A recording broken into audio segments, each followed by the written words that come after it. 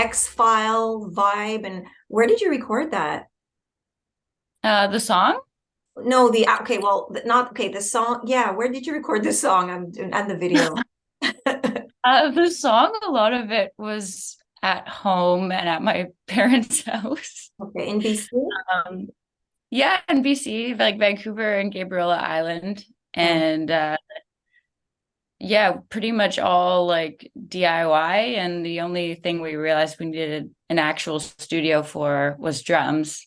oh, And found this amazing young player named Yato in Vancouver who had never played on a record before even, but I stalked his Instagram and was blown away at this virtuoso. And we got him in the studio and he blew us all away. We did half the record in a day with him and he just was like wow. flying through. So yeah, everything was like pretty much bedroom recorded except the drums. Okay, cool. And the video was shot in LA, I think? No? No, that one's all in Vancouver, which was part of the fun of it. It was like the last week in Vancouver, and Hmm. all of the original X-Files is filmed in Vancouver. So we Okay. thought it would be fun to use like the exact same locations and stuff. You look like you had a lot of fun making that video. A little too much fun. I enjoy music videos way too much. I don't blame you. It's like an excuse to play dress up and act out, fantasies or whatever and be creative, no? Totally. Yeah. Yeah, it's so fun and like the visual artist in me gets so into it and so passionate about it. And it just, like, for me, it just is a whole next level for the song and a way to tell the story. And like, even just editing, like, we edited the video ourselves too, and like syncing certain things to the music. And when I had the idea for the video, the first thing I saw in my head was at that, like, the first instrumental section with the guitar bend. I wanted like the blinding alien lights in the car and for us to be like, Yeah, whoa. that was cool. You studied film, no, or photography? Photography, yeah. Okay. Do you still do it or? Yeah, not as much, but I still love it. I'd say it's my first love. And I Hmm. have this beautiful medium format camera that someone gave me when I was a teenager that kind of just we just fell in love with each other. And it's Right. What kind never of taken a bad photo. what Ooh, kind do of you want to camera? see? Yeah. Well, I just okay. Oops. Show and It's tell. so cool. It's a Pentax 6x7, so it shoots Wow. medium format. Okay. So It's they're like larger negatives and it makes the most satisfying sound ever. It's like, oh, yeah, yeah, yeah. Nice. yeah, this has been with me over half my life, I guess. Well, glad you still have that. So you just moved Oh, I back to Montreal, right? Recently? did. Yeah, pretty exciting. It So, feels good. It feels like coming home, I gotta say. do you speak French? Not really. I've tried so many times and I'm going to continue to try. But I'm just terrible. I have Duolingo and I'm on like, the second level. Eh, Yeah, I recently realized it helps talking to Anglo people that can speak French because they can do it very slowly with me and like I have a oh, better shot at understanding when it's very slow and like, okay. give me a minute to try and understand. Cool. Well, the music scene in Montreal is pretty fun. So, are you going to be recording the new music here? Yeah, we came here with about half the record done Oh, and have a little home studio here, which is great. So working away on finishing the second half, and yeah, it's going pretty well. Pretty like being self-produced is a whole different like way of creating. It's very rewarding, but much harder, like to have perspective, to meet your own deadlines, to like force yourself to to work on something if you're not totally in the mood or not totally feeling it. Like in the studio with a producer, you usually are just like 2 weeks straight or whatever your window of time is. So you kind of eat, sleep, and breathe the album. But when you're on your own timeline and you're kind of writing as you go and creating as you go, there's like a lot of space in between. And every time I go back to a song that I'm working on, I change something and like think that I can do an even better performance or change an arrangement. And it makes it, I think it's going to make it better in the end, but it also makes me a little crazy. Okay, but I love that you're producing now because I'm speaking to so many more women in the industry that are producing. They're hands-on, they're taking over, and it's like your voice, your vision, you're calling the shots basically. It's your story. Nobody's telling your story, but you're telling your story. That's like Yeah.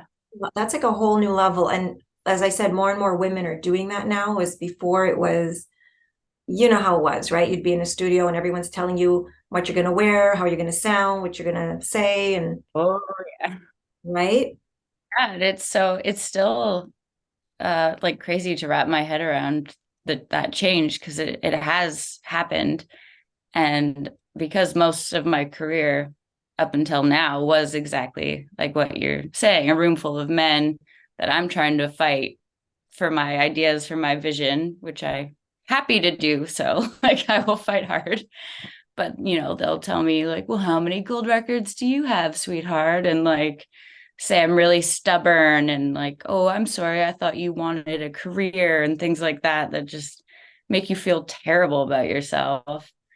And even now when I go into the studio, I like a big recording day, I am expecting that and it's not there anymore, which Wow. is like an amazing feeling. So the like when we were doing these songs the day we had in the studio, we had like two amazing engineers, an assistant, two players, like all amazing guys. But I went in with like the mentality that I had to be alpha and had to like be super assertive and like I think I even like wore a suit, I was like, Yeah. I'm the producer.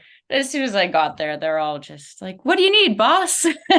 Oh, Like I didn't have to put on any of that energy that isn't really my natural way of being, I got to be myself. They all listened to me, respected me. They're all wonderful. I'm like, wow, times have changed. This is awesome. well, you've always, that's what I always liked about your music and your style is you're just your Kandle. Like I don't know any other Kandles. I can't compare you to anyone else, which is a good thing. Like you've got a lot of flavors of different artists that I like and sound like, but you've just, you stick to who you are and like your whole like Live a Lie song. There's a line it said, I was taught to confuse the truth. And that kind of stuck with me.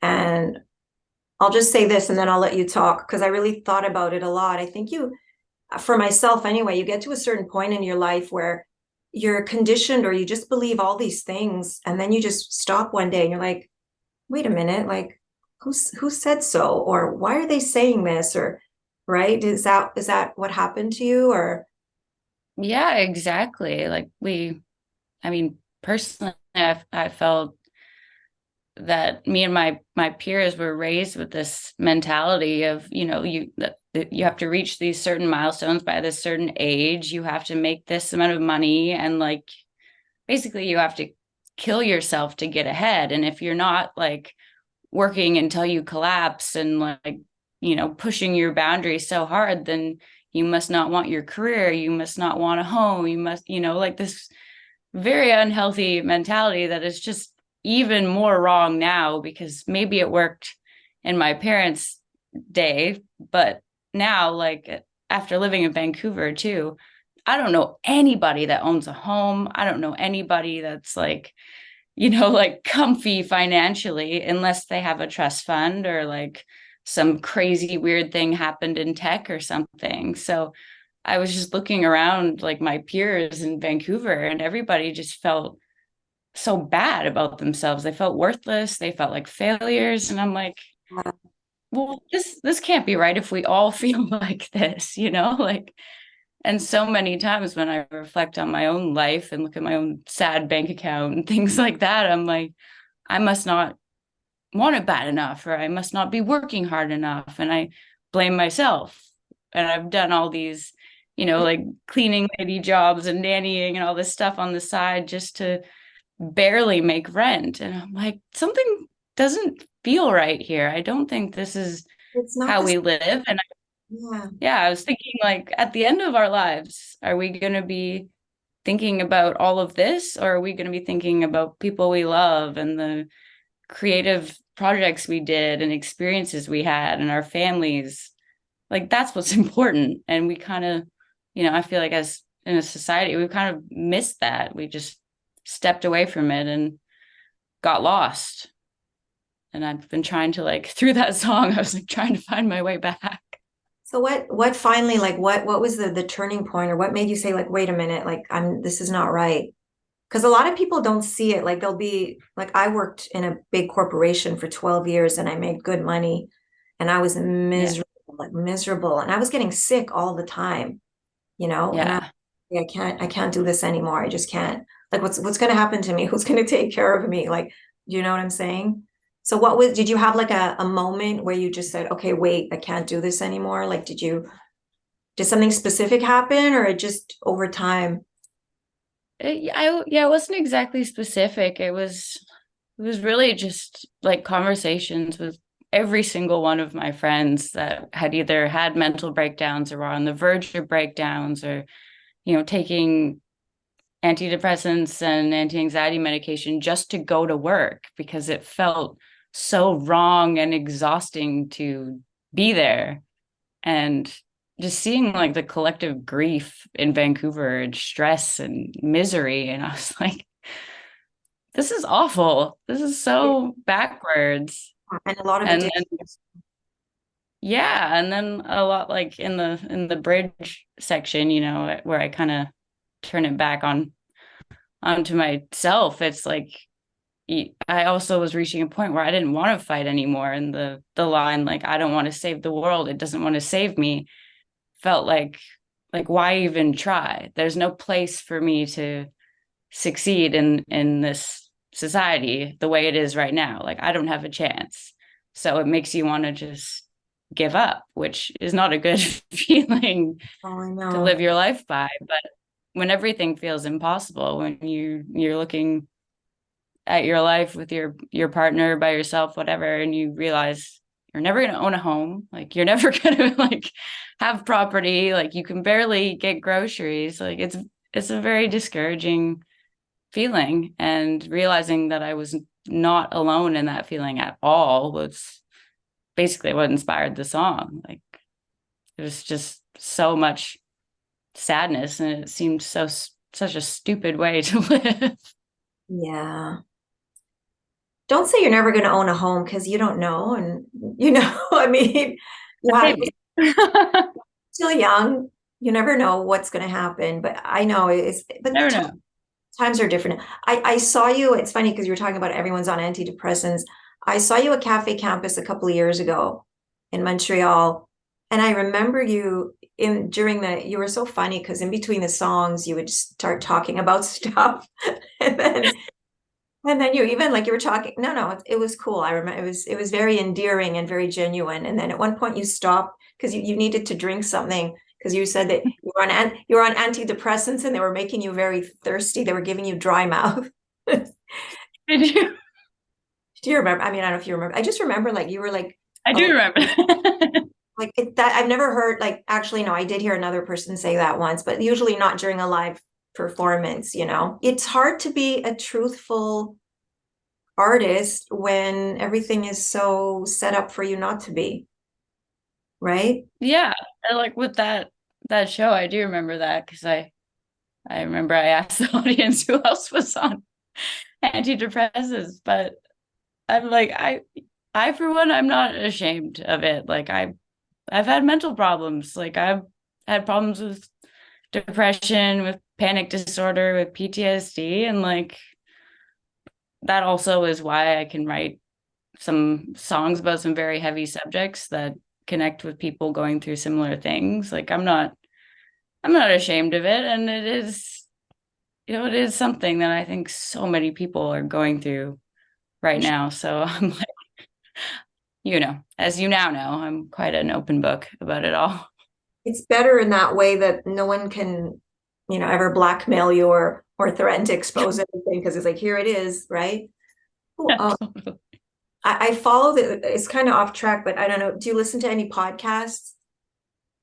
Yeah. Usually like not one specific one all the time. My dad, who is quite like a wise little Yoda type, sends me podcasts like every week, like listen to this one, this one, this one. I just follow his recommendations really. Yeah, I'm like getting off on the reason I mentioned it was I follow this one comedian, Whitney Cummings, and during the pandemic, she was doing a lot of edibles and mushrooms, and she would do her podcasts at her house. Do you know who Whitney Cummings is? I know her name, but I can't picture her face. Anyway, she's hilarious. She's one of my favorite comedians, and she got really, really stoned. And then I don't know what happened, but somehow a picture of her boobs leaked out. But she was just being silly. I don't know, she was topless or something. But she's a comedian, so whatever. And then somebody threatened to like leak the photo, and she went and she posted it on social media. She's like, here are my boobs. I'm going to post them because you're not going to make money off me. So she posted it before, or maybe her computer was hacked or something. People get hacked and their pictures come out and whatever. So she's like, you know what? I'm going to post these pictures of my boobs so that you're not going to win. So I love that. That is the smartest possible move, I'd say. Like, exactly. So you're like owning yourself and saying, well, this is it. And so is the new music going to be all gloomy, gloom and doom too? Or are you going to have any uplifting happy songs about rainbows and butterflies and unicorns? I don't think that's ever gonna happen. No. It is like, yeah, I'd say it's a darker record for sure. Dark demon stuff. Like, It's kind of like it seems funny to say, but it feels like a bit of a midlife crisis record to me yeah. because a lot of it is about grief and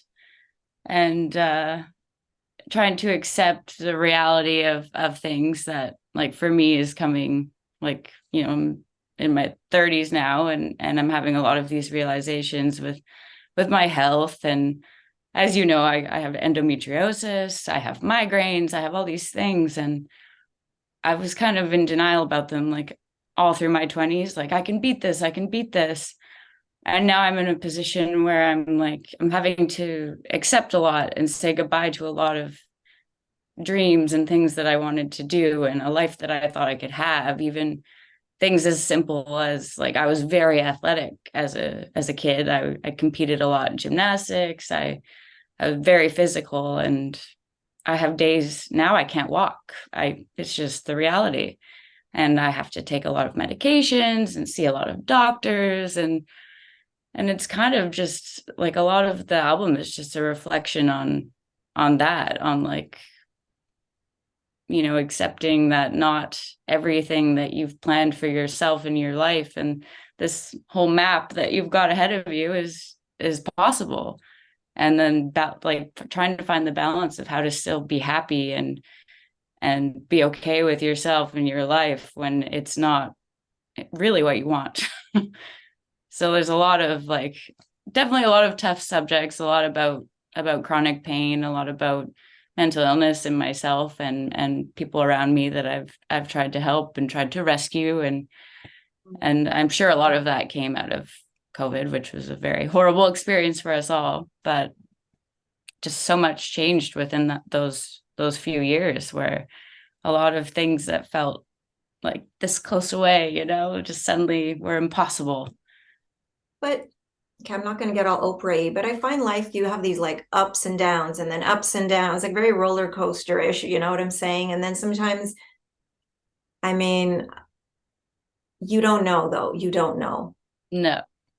You really don't. But it's sort of, I like to keep my options open and I like to try, like, we're getting into the health thing, but you brought it up. I had a really good friend of mine who a couple of years back had cancer.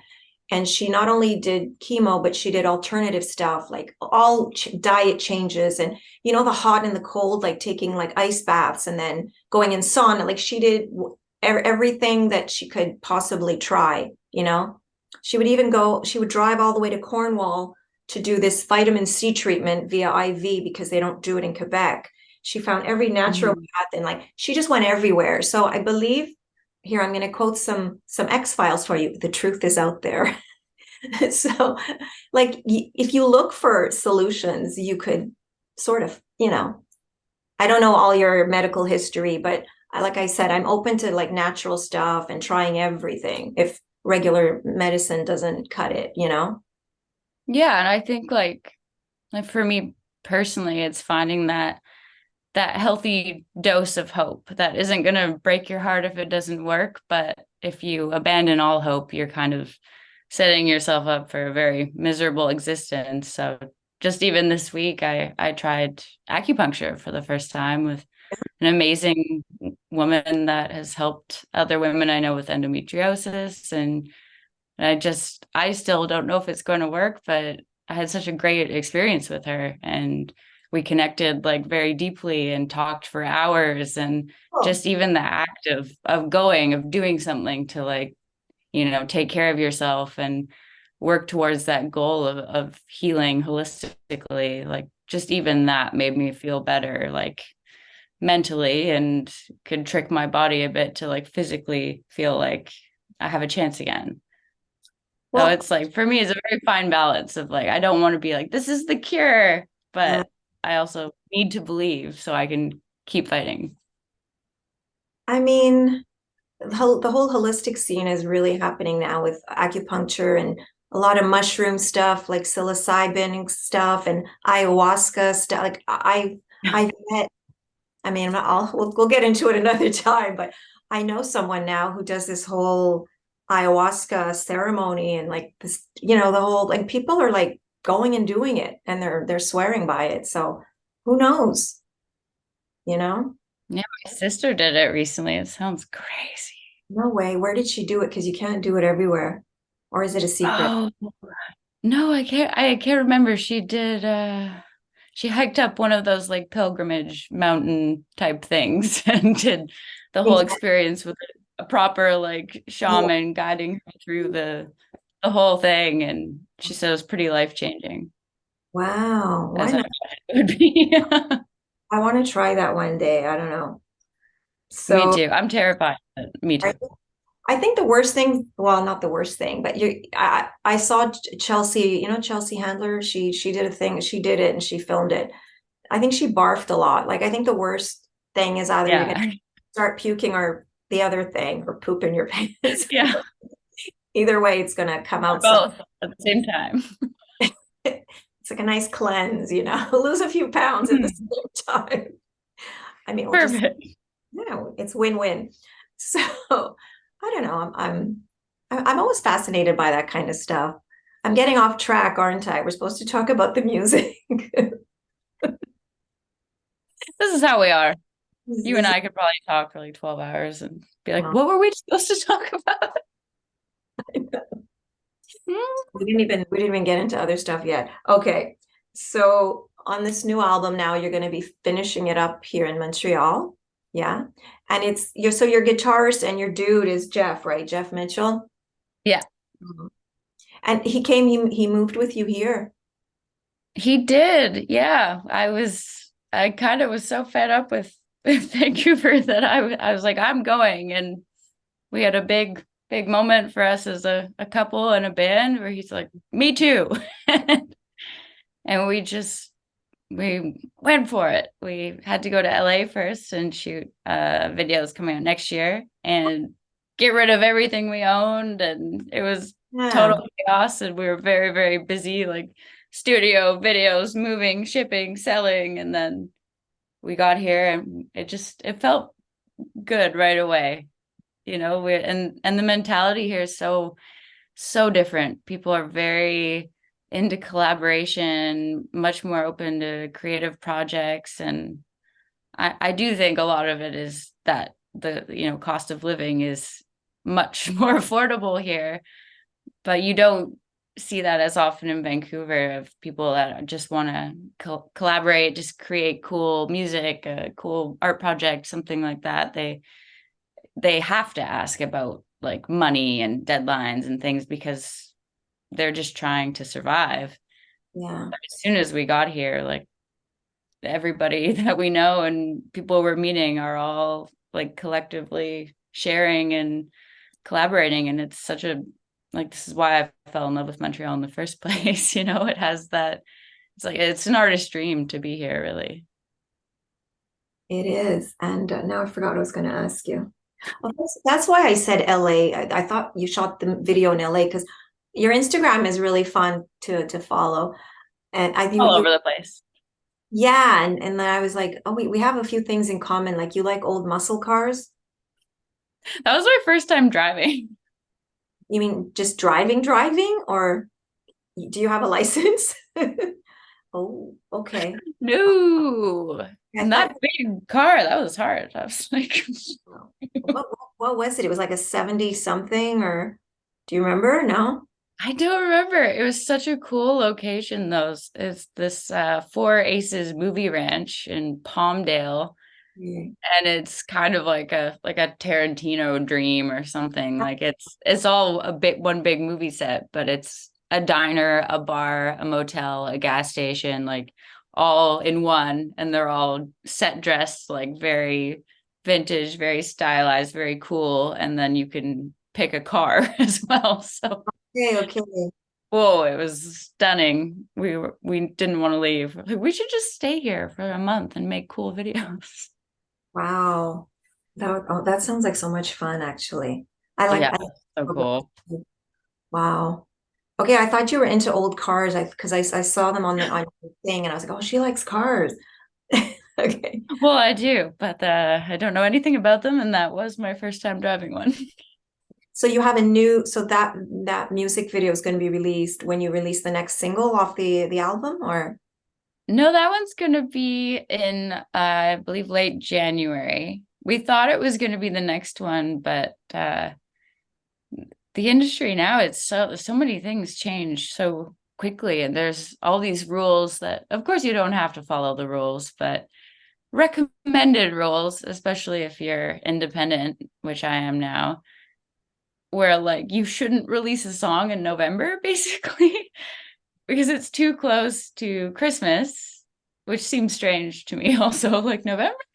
But I guess by around mid-November, everything switches to what they call Mariah Carey season. So your chances of playlists and things like that are okay, I want like a not. very goth rockabilly or gothabilly candle Christmas album that's like really, really depresso.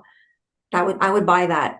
Well, I did that in COVID. I made that song Christmas Mourn, Mourn Oh, MOU, yes, that's of right. course. I'm talking like a whole album of like like the Pogues, you know that New York, what's that song, that New York fairy tale song? You I know don't know. No, you don't know that song? no, send it to me. I feel like I would love it. It's like the most depressing Christmas song ever, ever. Anyways, it's one of my favorites. Sounds like I'd love it. I think you could cover it even. You should. Oh, I probably will now. Me too. I But got a we're releasing a song on November 16th, and it's terrible, but what we're being told to release is a throwaway track, which to an artist doesn't exist because all your songs are like your babies. But it's a song that we know has absolutely no radio potential, etc., which I don't care about. But it's a pretty like spooky, obviously pretty spooky, haunting, trip hop inspired, like Portishead vibe song where I'm like, I'm very proud of this one, and maybe the throwaway track release is the only chance it'll have to be a focus track. Otherwise, it would just be buried in the album, and if people, whatever fans listen to the whole album will hear it. But I like that it has a chance to be featured when it's kind of breaking all the rules of like the singles you're supposed to release in the perfect format you're supposed to do it in. And I wish I cared. I'd probably maybe make a bit of money if I did, but That's I the just deal, don't though. care. That's the price of being true to yourself and being, being yourself and being authentic and not listening to, the business side of it. Either they're calling it a throwaway track, but that just doesn't mean it doesn't fit neatly somewhere. Do you know what I'm saying? Yeah. The best artists don't fit neatly, so screw it, right? That's how I feel as well. The downside obviously is that you don't get opportunities to be in many like playlists and stuff, which is probably the best discovery tool today. That's how I find any new music is I go to radio of an artist I like or find a playlist that has someone I already know and love as an artist and then see what else comes after it. But if they can't fit you in a box, then they don't know where to put you. And sometimes they don't put you anywhere. You get a little lost in Yeah. the sea of 1 billion songs or however many is released every day. Yeah, but your sound is different, so the right people will find you, you know. I think, and more, and now you're producing your own stuff, so it's going Yeah, to be totally you, that which is true. that's pretty cool, I think. And are you going to do any Montreal shows? Anything Oh, coming? yeah. Yeah? Yeah, well, right now I was just this week talking with Bravo Music, my old label.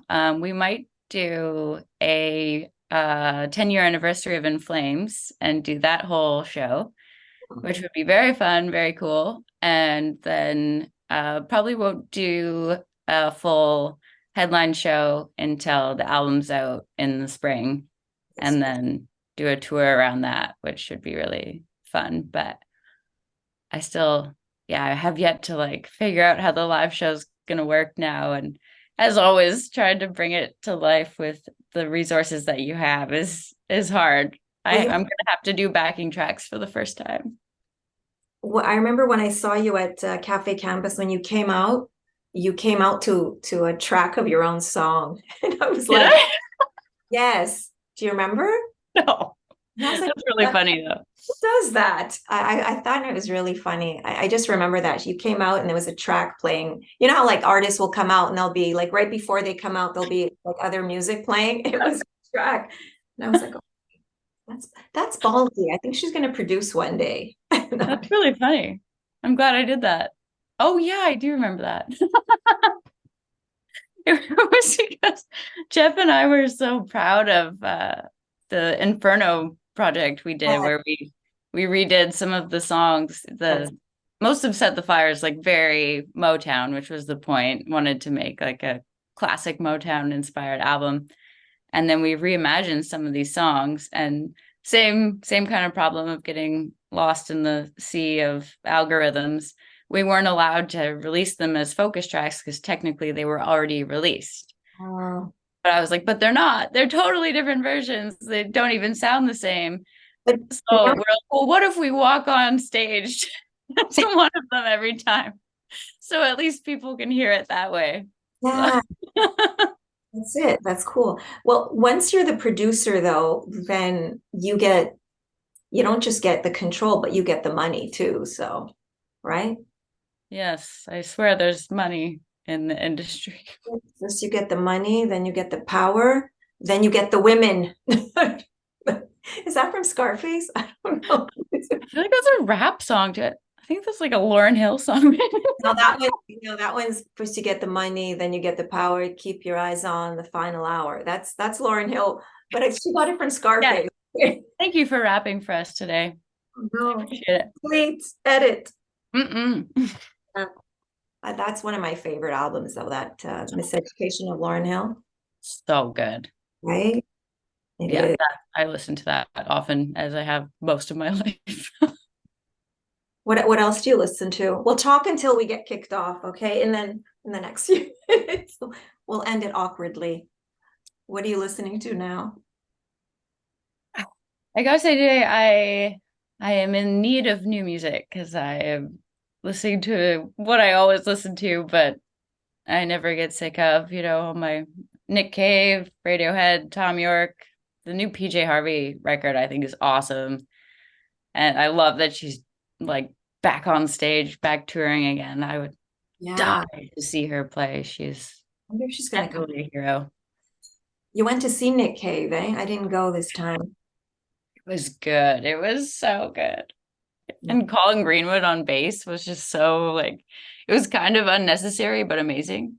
You know, because Nick's just like playing piano. You don't really need bass, but you're like, this is so cool. And Nick was just as charming and amazing as ever. And we cried so many times during that show. It was so funny. Just like, just knife in the heart. Just amazing. Do you cry often at shows? Yeah. Hmm. For me, that's how I like, probably why I make such sad and dark music too. Like, I need Oh, an emotional reaction to feel like the power of a song. And if I'm at a show and I'm crying, I'm like, this is connecting with me deeply. so I guess you use waterproof mascara. Oh, waterproof everything. I cried at Florence and the Machine a couple of years ago when she did Right. Morning Elvis. Do you know that song? Yeah. And I didn't see it coming. I was all into it, and then that song came on, and I was like, oh, I had to run and hide somewhere because it was like it just, yeah. But I love that. It's so beautiful and so powerful to have just like a wave of emotion hit you just from music. And you're like, Okay. same. We're doing our best. We're trying. Don't laugh. We're gonna get kicked out of class. Did you? Not our fault we get along. Like, It's a Libra Pisces thing, yeah, we just need to go to a cafe for an extra 5 hours and gossip. And then we could do a actual interview where we're very professional. So the new album will be coming out in the spring, Yes. and it's going to be all dark and gloomy songs again. Yeah, it's gonna be I'd say in very inspired by like music that I first connected with very emotionally in like my teen angst phase. So like 90s alternative trip hop, very like the 90s Bristol scene of, like Portishead, Massive Attack, and then bands like Radiohead and PJ Harvey and like the just that music is what first made me feel understood as a troubled youth, and the power in the lyrics and the instrumentation that just, especially a band like Portishead, when you don't even like before Beth's even singing, like just the drums come in and some strings and like all the hairs on your arms stand up and you're like, yes, this is where I belong. So that's kind of the record that I'm making right now. And I don't think I ever knew how, if that makes sense. I've always made records that start with me and a guitar. And this one, especially working with Jeff, making it with me, a lot of it is I'll bring a song to him or a start of a song to him, and we'll just start picking away at the sections and changing things, and we'll find some cool samples to start building the right groove. And then we might just eliminate the guitar altogether and get some string samples. And we're making it very based on instinct and feeling. And we're like, if we don't have chills right away, then we've missed the mark. So that's kind of how we're approaching the entire record of it should make you feel like, ooh, every time. Well, that's what I wanted to ask you. So, because I love the guitar part in Live a Lie, that sounds like a cat, like, Yeah. right? It's very, I don't know how to describe it. It's eerie and it's sexy at the same time. Yeah. Yeah. That's how you kind of, you're like sexy and eerie, right? Is that what you know what I'm saying? Yeah. I've tried to make sense of it in my head lately because I was thinking about it again, a little Mm. stoned the other day. I'm like, I'm making these songs that are quite dark, sometimes disturbing and haunting, but also like sultry and sexy. And I think it's part of of like my cathartic therapeutic way Mm. about creating, where it's taking the power back. So for me, part of like sexual energy and like having control of that is also like owning the darkness and owning the trauma. So a lot of my songwriting is taking these, very heavy subjects or bad things and like taking it back and not letting the trauma control me. And then that kind of puts me in like a little bit of a sassy, evil state, which, But that's powerful and that's yeah, empowering. And that's like divine feminine energy, goddess power stuff, right? yeah. And like for me, there's no escaping the darkness and the pain, and I live with it every day. So when I can, get ahead of it or face it and look it in the eye and Yeah. seductively sing to it, I kind of feel like I'm conquering it. You're And in control that, of it. yeah, it's kind of it's an interesting thing. I think a lot about it of like, why is this creepy shit I'm making also sexy? It's not just really creepy. It's just a different side of people that everyone has. Everyone has that side, but not everyone exposes it, right?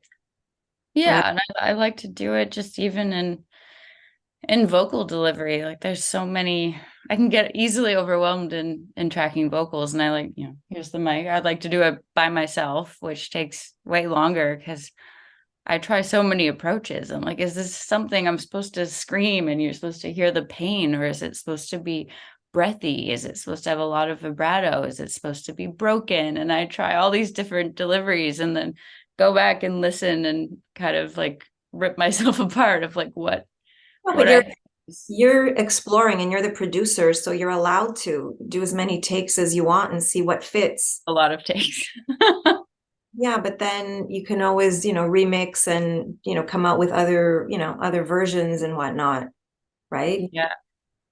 That And must, it's so much like I think I had told you this maybe in our DM love affair, but for so long during COVID, I lost the ability to sing, which I learned was part of uh, the PTSD I was dealing with, where I didn't feel like my voice was safe. So my body was shutting down when I'd try to use it. It was like, don't do this thing that has put you in danger, that has hurt you.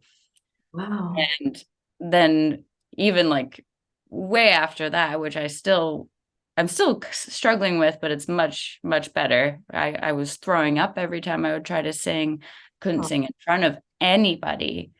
wow. And a lot of my trauma was like in the vocal booth where I had abusive scenarios happen. And I Wow. finally got to a place on Live a Lie where I tracked the vocals with Jeff, and I had not sung with anybody in the room in about 3 years.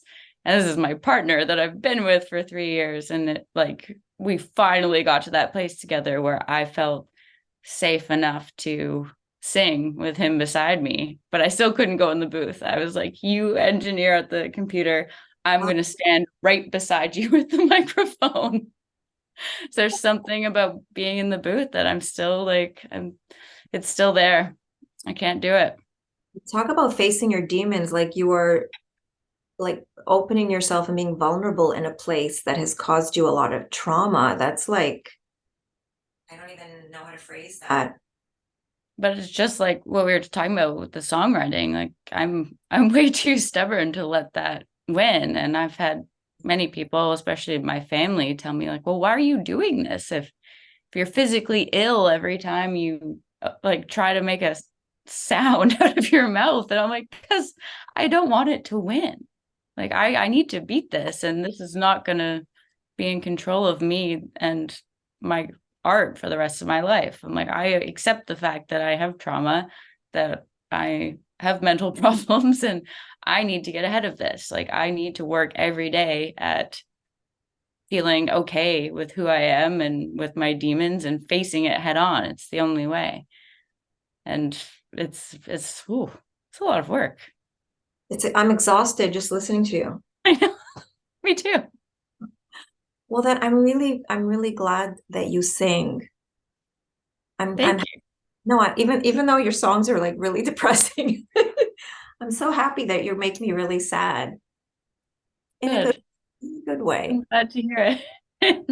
And I'm hoping if people hear this conversation, hopefully they will kind of take, if they take anything from it, it would be the fact that how healing music is and how, therapeutic it is, and how, you're going to be reaching and connecting with people that you're not even aware of, Isn't that the beauty of it? Like something that you sing might be affecting or touching someone far, far away that is going through something terrible, and you're like helping them in a way. Yeah, and for me, that's really like the entire reason I'm still here and still doing it is when I meet those fans or I get messages from them or meet them in person or whatever, and they're so open with me with their stories, and they can, they trust me right away, and they tell me a certain song or a certain record got them through terrible, terrible things like a rape trial or the death of a partner or something that's just, and then I'm like holding them and crying. I'm like, ah, God. But yes, and this is also why I will never be a mainstream artist, is I'm that artist, I'm writing songs for people that are hurting and people that have suffered and that need to put their headphones in and feel like someone else on this earth understands them and connects with them. And I'm sure, as you know, that sometimes it's so hard to even talk about it with a friend or with family member, like Yeah. when your heart is broken from whatever's going on in your life, whatever grief and pain you're carrying, sometimes you can't even find the words to just tell your best friend, you go mute, and there's some like solace and comfort with just putting on your headphones and being like, there's a connection here and I feel less alone and understood, just even if you're projecting your own story onto the song you're listening to and imagining that it's about you and your life, like it helps, it heals. I've had that my whole life where I'm like, I swear this song's about me, and it's allowing me to, move past this experience and feel less Could you isolated. could you name songs that you really thought were about you? Like, do you have like your own Candle set list that these are my crying songs or something? Yeah, you probably have many, right? I do have many, yeah. Oh, maybe I should make a playlist. I'll send it to you. I'm just gonna be like sobbing hysterically. Yeah, let's hang out and cry together. Aw. I can't listen to the Cowboy Junkies anymore. Too. The last time I saw them at the Corona a couple of years ago, and I sobbed from beginning to end. Like I left with that headache, that Yeah, really bad headache. I'm crying too hard. I was so dehydrated. And then at the end I met Margot. Mm. The ugly cry. I don't care. She probably doesn't remember, but that's okay. Have you ever like fangirled on anyone? Um, I'm actually notoriously bad when meeting celebrities. Oh, yeah. Oh no. What? I had a very embarrassing, hilarious experience meeting David Duchovny, who Oh, I the X-Files. Okay. obviously love, as Yeah. I now know. In Vancouver, I was on tour and having brunch the next day, and he sat like beside me. And I've been in love with him since I was like 5. And Yeah. he was like, "Hey, how's it going?" And I just stopped eating my food and was like, Oh no. and I stared and I cried and I didn't say a word. Oh. Yeah, pretty cool, pretty cool. But how long ago was that? Like 6 years ago. Yeah. We're old enough. And I met Beyonce when I was 11. No way. And it was a time when I thought I was a rapper, and I had a mushroom cut and wore like weird big sweatsuits. It was a weird time. Okay. And I said, "Sup, B?" And No. yeah, yeah, that happened. She was lovely. I was weird. Yeah, not not too smooth. I was like, I handled myself fairly well when I did the Jack White music video. I mostly just stayed mute. Um, and I only cried once.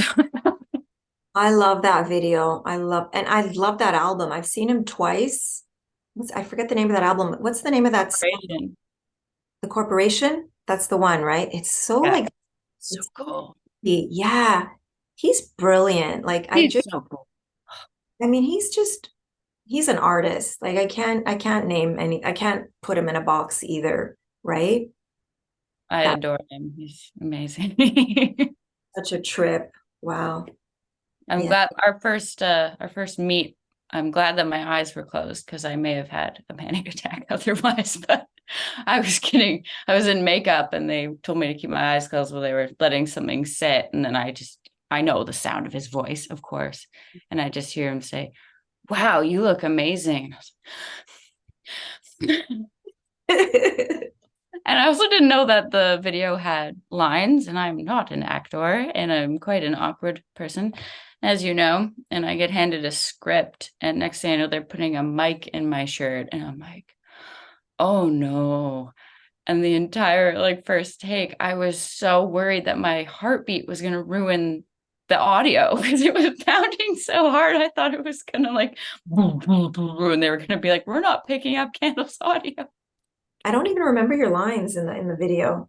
Oh, I don't know. I was asking the director, I'm like, what am I supposed to do? And he's like, just be your really like cool, sultry, smooth, smoky self. I'm like, that's what you think I am? Okay. But you are though. I can pretend. I have my moments. We all have we're all multidimensional, right? Like why be one thing? That's boring. No? I agree. I agree. And I pretended very well that I was not freaking out on the inside.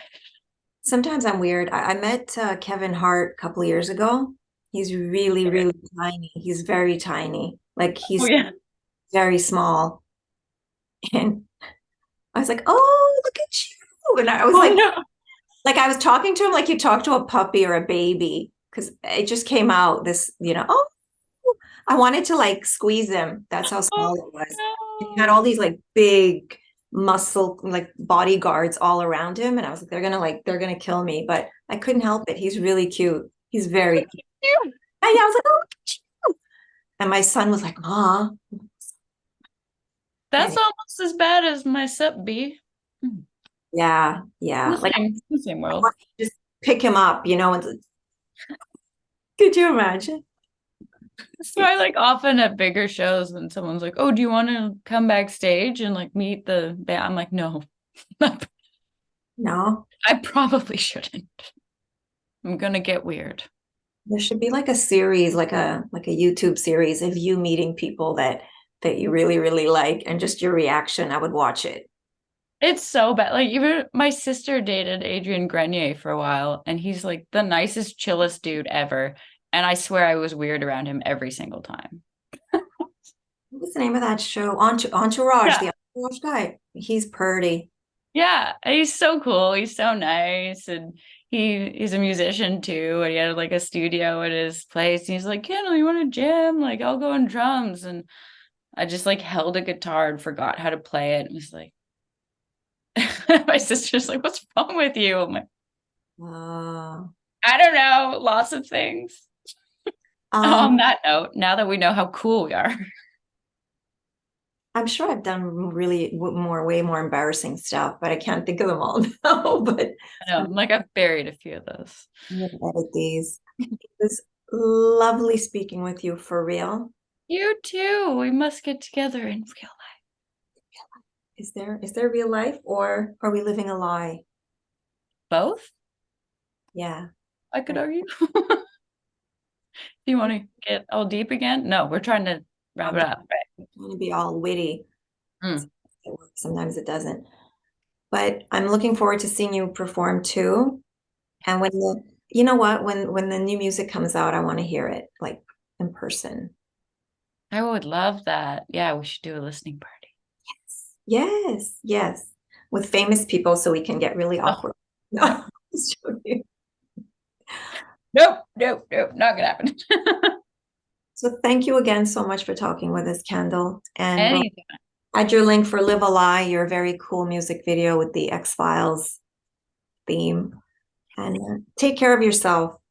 Thank you. You too. And I will probably DM you in 5 Huh? Okay, yeah. and forever and always. Yes, sure. Thank you so much. Take care.